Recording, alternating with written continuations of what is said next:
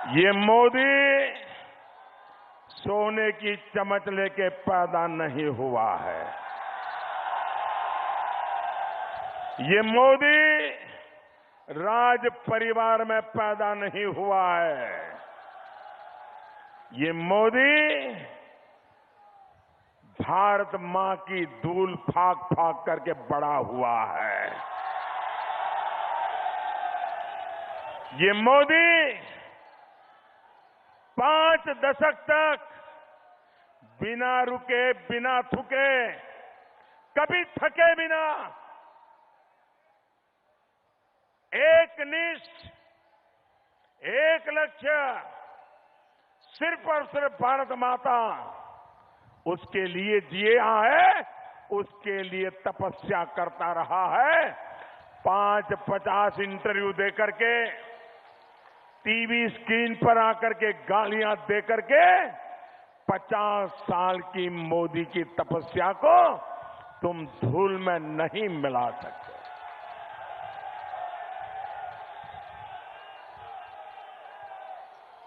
आपके पिताजी को आपके राग दरबारियों ने मिस्टर क्लीन बना दिया था। गाजे बाजे के साथ मिस्टर क्लीन चला था। लेकिन देखते ही देखते भ्रष्टाचारी नंबर 1 के रूप में उनका जीवन काल समाप्त हो गया। नामदार, ये अहंकार आपको खा जाएगा। ये अहंकार आपको छोड़ेगा नहीं। ये देश गलतियां माफ करता है। ये देश धोखेबाजी को कभी माफ नहीं करता है। लेकिन इन लोगों ने, भाइयों बहनों, ये नामदार ने कभी सुना नहीं होगा, लेकिन मजबूरन आज मुझे सुनाना पड़ रहा है। कभी मुझे डर लगता है कि सुनाते समय कहीं मेरे भीतर कोई अहंकार न आ जाए, लेकिन मैं तो आपके चरणों में समर्पित हूं और इसलिए आपकी तरफ से सुनाना चाहता हूं। न मैं गिरा और न मेरी उम्मीदों के मीनार गिरे। न मैं गिरा और न तो मेरी उम्मीदों के मीनार गिरे। पर कुछ लोग मुझे गिराने में कई बार गिरे। भाइयों और बहनों, मुझे गिराकर मेरी छवि खराब करके ये लोग देश में अस्थिर सरकार, मजबूर सरकार बनाना चाहते हैं।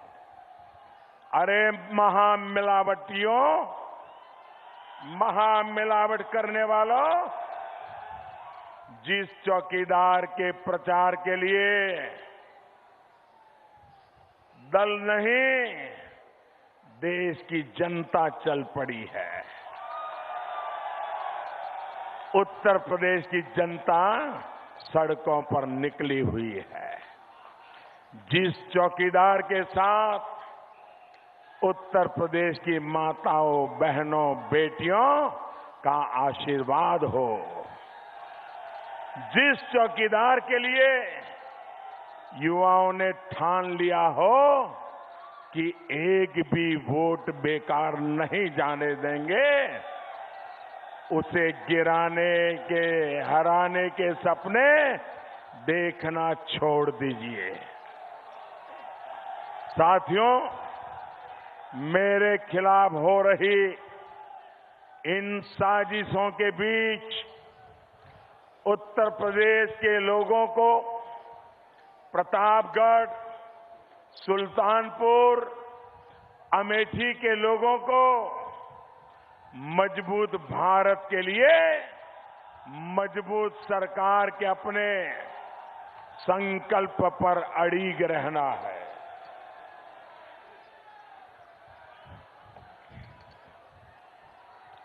भाइयों और बहनों, मजबूरी और अवसरवाद की इस महामिलावट का पंजा बहुत खतरनाक है। जब जब ये महामिलावटी पंजा सत्ता में आता है, देश को उसका नुकसान ऐसा भयंकर उठाना पड़ता है जिसकी हम कल्पना तक नहीं कर सकते। महामिलावट के इस पंजे के 5 भयानक खतरे हैं। ये महामिलावट के इस पंजे के 5 भयानक खतरे हैं। पहला खतरा भ्रष्टाचार, दूसरा खतरा अस्थिरता, तीसरा खतरा जातिवाद, चौथा खतरा वंशवाद, 5वां खतरा कुशासन। साथियों, जहां ये महामिलावटी होंगे, जैसे कहते हैं ना, धुआं है तो कहीं न कहीं आग होगी। उसी प्रकार से जहां जहां भ्रष्टाचार होगा तो मान लेना ये महामिलावटी लोग होंगे, और जहां जहां महामिलावटी होंगे वहां वहां भ्रष्टाचार होगा। भाइयों बहनों, आगे आने की कोशिश मत कीजिए। मुझे पहले से डर लग रहा है, जगह कम पड़ गई है। आप जहां है वहीं रहिए भैया।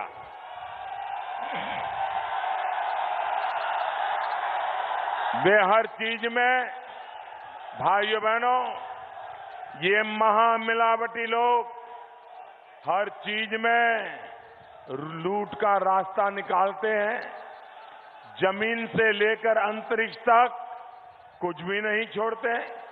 याद करिए, कांग्रेस के नामदार किसानों की जमीन को ट्रस्ट के नाम पर कब्जा करते हैं और फिर उसको हड़प लेते हैं। किसानों से जमीन लेते हैं, फैक्ट्री के नाम पर उस पर अपने लिए नोटों की खेती करते हैं।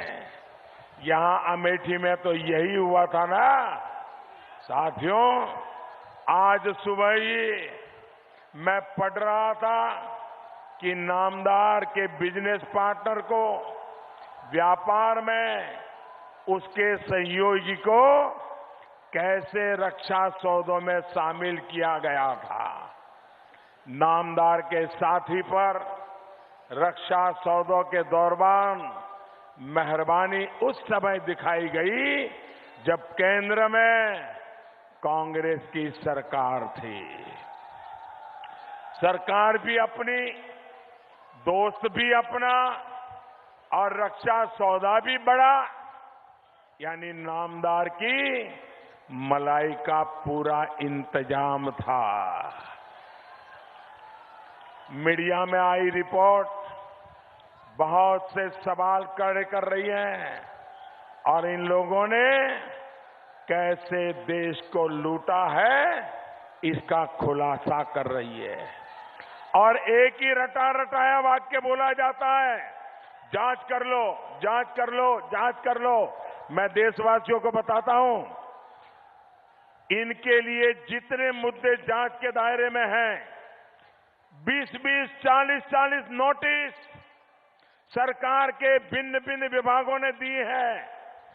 एक बार भी हाजिर नहीं होते हैं, न उनके वकील आते हैं, न जवाब देते हैं, टालते रहते हैं। इस इंतजार में रहते हैं कि जब उनकी सरकार आएगी तब तक इसको खींचे रहो, रफा दफा कर दो।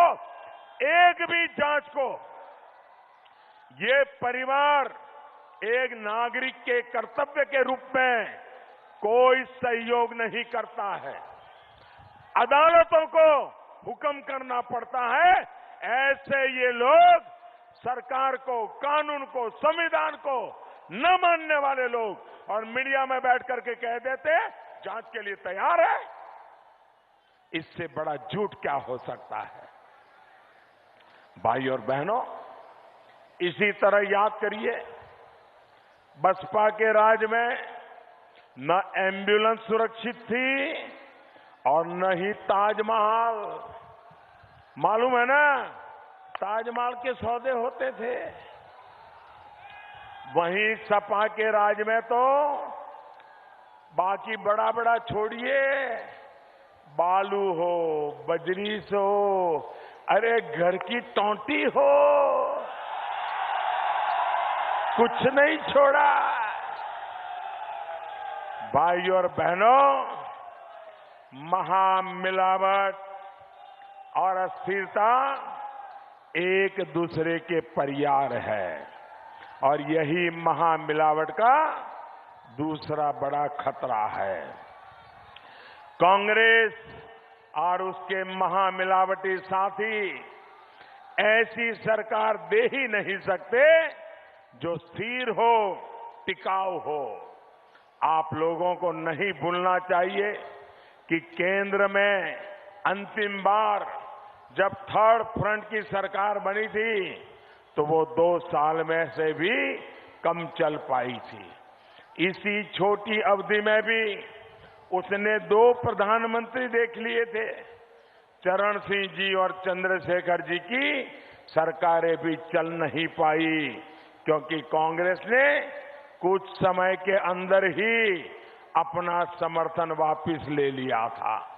इसी तरह जब सपा बसपा आखिरी बार साथ आए थे तब उनकी सरकार भी 2 साल से ज्यादा नहीं चल पाई थी। भाइयों और बहनों, महामिलावट का तीसरा खतरा है जातिवाद। महामिलावट का तीसरा खतरा है जातिवाद।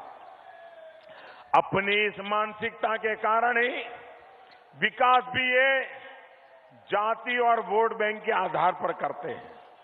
याद करिए, यूपी के किस इलाके में बिजली आए, किस इलाके में बिजली कटे, ये तक जातीय समीकरण और वोट बैंक देखकर तय होता था। क्या जाति की जोड़ तोड़ करने वाले ऐसे लोगों को वोट मिलने चाहिए? क्या मिलने चाहिए? क्या ऐसे लोगों को सजा मिलनी चाहिए? सजा देंगे? उनको हमेशा हमेशा के लिए विदाई कर देंगे? भाइयों और बहनों, महामिलावट का चौथा खतरा है वंशवाद। ये महामिलावट वाले इतने घबराए हुए, असुरक्षित और खोखले लोग होते हैं कि किसी दूसरे पर विश्वास नहीं करते। यही कारण है कि अपने ही परिवार के लोगों के पास पार्टी की कमान बराबर जकड़ करके रखते हैं। जो चुनौती देता है उसको गिरा दिया जाता है, भगा दिया जाता है। आज आप कांग्रेस गोत्र की जितनी भी पार्टियां देख रहे हैं वो कांग्रेस के वंशवाद और नामदारों के अहंकार का ही परिणाम है। ये अलग बात है, आज वो सभी जेल जाने से बचने के लिए और सत्ता सुख के लिए सारा अपना अपमान भूल के मिलावट करने की कोशिश में लगे हैं। सपा और बसपा में भी परिवार को, वंश को ही आगे बढ़ाने की परंपरा हर रोज मजबूत हो रही है। साथियों, महामिलावट का 5वां खतरा है कुशासन। केंद्र में जब महामिलावट की सरकार थी तो मंत्रालय और मंत्री आपस में झगड़ते रहते थे, इसलिए हजारों करोड़ के प्रोजेक्ट फंस जाते थे। यहां अमेठी में ही कोरबा में जो आर्म्स फैक्ट्री है उस पर क्या हुआ था? साल 2007 में शिलान्यास हुआ, उस नाम पर 2009 में वोट भी बटोर लिए, लेकिन उसमें आधुनिक हथियार नहीं बने। क्यों? क्योंकि कांग्रेस ने कभी दिलचस्पी ही नहीं दिखाई। अब हमारी सरकार रूस के साथ समझौता करके उसी फैक्ट्री में आज की दुनिया की सबसे आधुनिक राइफल, हमने AK-47 सुना है ना, AK-47 सुना है ना, अब अमेठी में AK-203 बनेगी, AK-203। यहां जब सपा और बसपा की सरकारें रहीं, तब भी यही हाल रहा है। इन लोगों ने जो माहौल बना दिया था, उसमें कौन निवेश कर पाता? याद करिए, कानून व्यवस्था की स्थिति क्या थी, गुंडों को किस तरह राज करने का मौका मिल गया था, बेटियों का घर से निकलना मुश्किल बन गया था, महिलाओं के मंगलसूत्र तक छीन लिए जाते थे, कब्जा गिरोह चारों तरफ खुलेआम घूमते थे। भाइयों और बहनों, बहुत कोशिशों के बाद उत्तर प्रदेश आज बचाने में योगी जी लगे हुए हैं। ये भाइयों बहनों, उत्तर प्रदेश और देश महामिलावट के इस पंजे से मुक्त करने में हमें भारी मेहनत पड़ी है। अब इनकी ताकत नहीं बढ़नी चाहिए। इनकी ताकत बढ़ने का मतलब है उत्तर प्रदेश कमजोर होना, देश के विकास की गति धीमी पड़ना। भाइयों और बहनों, आज 21वीं सदी में देश जिस पड़ाव पर है, दुनिया में जिस तरह के बदलाव हो रहे हैं, उसमें भारत का मजबूत होना बहुत जरूरी है। वरना ये महामिलावट इन लोगों को इतिहास जिस तरह देश की सुरक्षा से खिलवाड़ कर रहा है, ये लोग देश के भविष्य को भी बर्बाद करने में कोई कसर बाकी नहीं रखेंगे। इन लोगों की चली तो ये लोग अपने स्वार्थ के लिए 21वीं सदी के नौजवानों का पूरा भविष्य चौपट कर देंगे। साथियों, इन लोगों ने दलालों और बिचौलियों का ऐसा नेटवर्क खड़ा कर रखा है, ऐसा खड़ा करके रखा था कि देश की रक्षा से जुड़े सामान में सबसे अधिक भ्रष्टाचार हुआ। अभी हेलीकॉप्टर घोटाले में तो इनके राजदार इटली वाले मिशेल मामा को विदेश से उठाकर हम लाए हैं। वो इनके काले कारनामों के राज खोल रहा है। भाइयों और बहनों, आत्मरक्षा की कमजोर नीति के कारण ही पाकिस्तान के हौसले बुलंद हो गए थे और वो आए दिन भारत को धमकाता रहता था। स्थिति ये थी कि प्रतापगढ़ से कोई अगर रोजी रोटी कमाने के लिए लखनऊ, दिल्ली, मुंबई, सूरत कहीं जाता था तो घर वालों को चिंता लगी रहती थी कि पता नहीं कौन सी ट्रेन के अंदर धमाका हो जाएगा। लेकिन आज स्थिति बदल गई है। बीते 5 वर्षों में आतंकवाद को देश के एक बहुत छोटे हिस्से में हमने सिमट दिया है। साथियों, ये इसलिए हो पा रहा है क्योंकि हम आतंक पर देश के भीतर और सीमा पार दोनों जगह सीधा प्रहार कर रहे हैं। वोट के लिए हम किसी आतंकी का जात पंथ नहीं देख रहे हैं, वरना इन्होंने तो हिंदू आतंकवाद का ऐसा हौवा खड़ा किया था कि असली आतंकी आराम से छूट जाते थे। आज आतंकी हो या फिर आतंकी के आका, सभी मोदी को हटाने के लिए दुआएं मांग रहे हैं।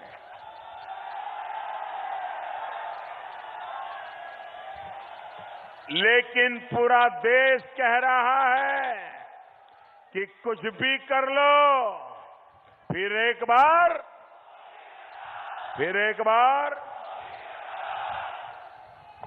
भाइयों और बहनों, जब देश सुरक्षित होता है तब विकास के द्वार खुलते हैं।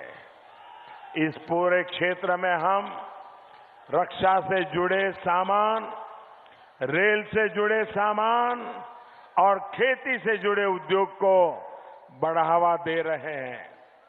आंवला से जुड़े उद्योगों को योगी की सरकार एक जनपद एक उत्पाद योजना के तहत प्रोत्साहित कर रही है।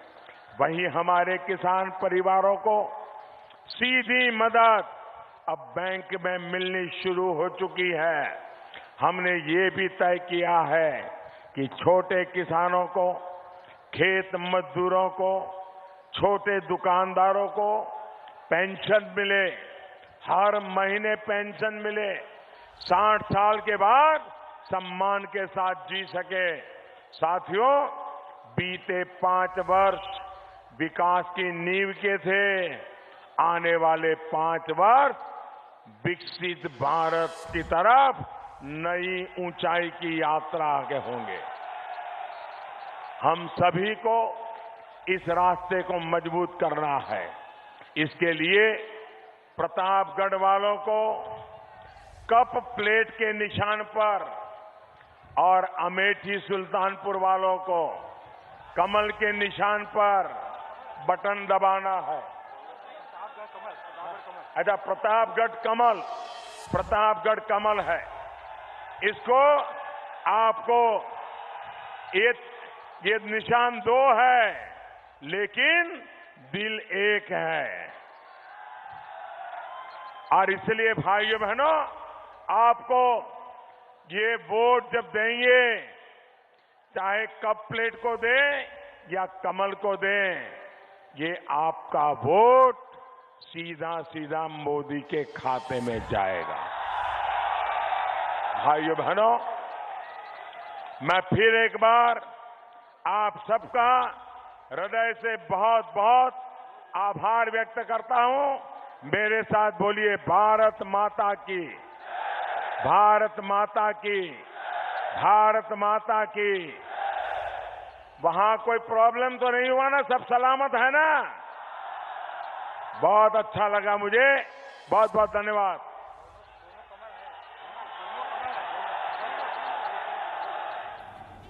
तो यूपी के प्रतापगढ़ से पीएम मोदी को आप सुन रहे थे। एक बार फिर कांग्रेस अध्यक्ष राहुल गांधी को निशाने पर लिया।